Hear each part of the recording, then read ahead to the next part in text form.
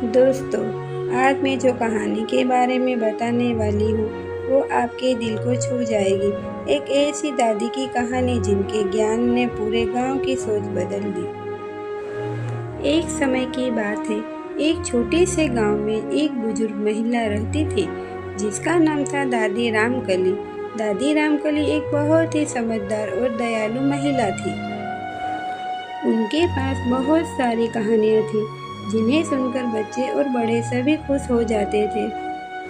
दादी रामकली के घर में एक बगीचा था जिसमें तरह तरह के फूल और सब्जियां उगी रहती थी। उनका बगीचा हमेशा हरा भरा रहता था।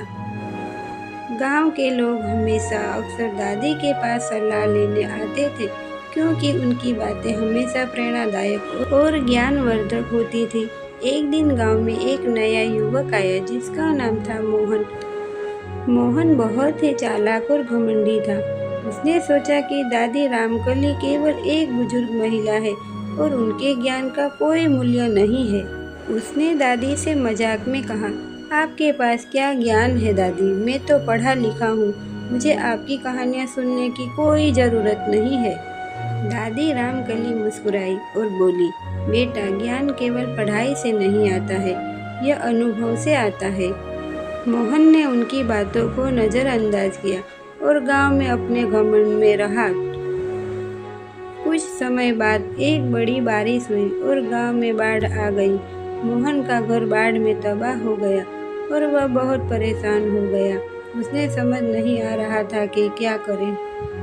वही दादी रामकली ने सब्जियों और अनाज का सामान एक मित्र किया और मोहन के पास गई। उन्होंने मोहन को कहा, बेटा, हमें एक दूसरे की मदद करनी चाहिए।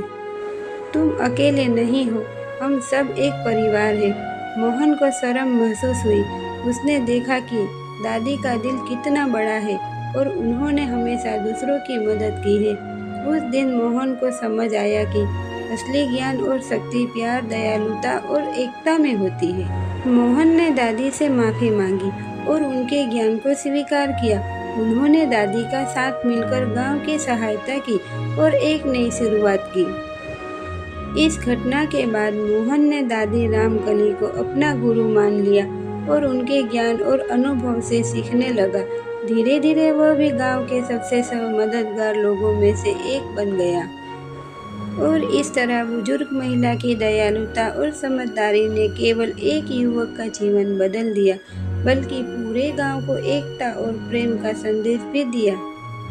दोस्तों, आशा है कि आपको यह कहानी पसंद आई होगी। इस कहानी से हमें सीख मिलती है कि ज्ञान उम्र का मोहताज नहीं होता। कभी भी किसी को कम मत समझो। अगर कहानी अच्छी लगी हो तो लाइक करें, कमेंट करें और चैनल को सब्सक्राइब करना बिल्कुल भी मत भूलिएगा।